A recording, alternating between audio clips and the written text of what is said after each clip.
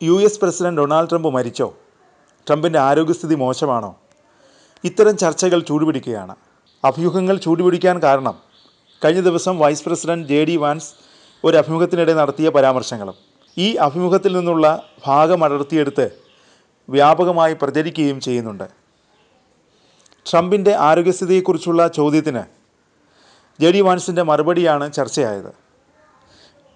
ട്രംപിൻ്റെ ആരോഗ്യം മികച്ചതാണെന്നായിരുന്നു വാൻസിൻ്റെ മറുപടി. ട്രംപ് ആരോഗ്യവാനാണ്. വൈറ്റ് ഹൗസിൽ 4 വർഷം ഭരണകാലയളവ് പൂർത്തിയാക്കുമെന്ന് വാൻസ് പറഞ്ഞു. അതിനൊപ്പം ട്രംപിന് എന്തെങ്കിലും സംഭവിച്ചാൽ രാജ്യത്തിൻ്റെ പരമോന്നത പദവി ഏറ്റെടുക്കാൻ സന്നദ്ധനാണെന്നായിരുന്നു വാൻസ് പറഞ്ഞത്. ട്രംപിൻ്റെ ആരോഗ്യനിലയിൽ എന്തോ പ്രശ്നമുണ്ടെന്നും അതിനാലാണ് വാൻസ് ഇത്തരത്തിലൊരു പരാമർശം നടത്തിയെന്നുമായിരുന്നു ചർച്ച. അതിനിടെ വാരാന്ത്യത്തിലുള്ള പൊതുപരിപാടികളും ട്രംപ് റദ്ദാക്കിയിരുന്നു. എന്നാൽ സോഷ്യൽ മീഡിയയിൽ സജീവമായിരിക്കുകയും ചെയ്യുന്നുണ്ട്. ട്രംപ് മരിച്ചോ എന്നതായിരുന്നു ശനിയാഴ്ച ഗൂഗിളിലും സോഷ്യൽ മീഡിയയിലും ട്രെൻഡിങ് കീവേഡ്. ട്രംപ് മരിച്ചു എന്ന ഹാഷ്ടാഗുകളും സോഷ്യൽ മീഡിയയിൽ ഉൾപ്പെടെ നിറഞ്ഞു. പൊതുപരിപാടികളിൽ നിന്ന് ട്രംപ് പെട്ടെന്ന് അപ്രത്യക്ഷനായതും സംശയം വർദ്ധിപ്പിച്ചു. അതിനിടെ ശനിയാഴ്ച ട്രംപ് പൊതു ഇടത്തിൽ പ്രത്യക്ഷപ്പെട്ടതോടെ മരിച്ചു എന്ന ചർച്ചകൾക്ക് വിരാമമായി.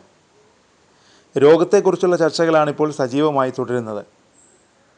ശനിയാഴ്ച വിർജീനിയയിലെ ഗോൾഫ് ക്ലബ്ബിലേക്ക് ട്രംപ് പോകുന്ന ചിത്രമാണ് പുറത്തു വന്നത്.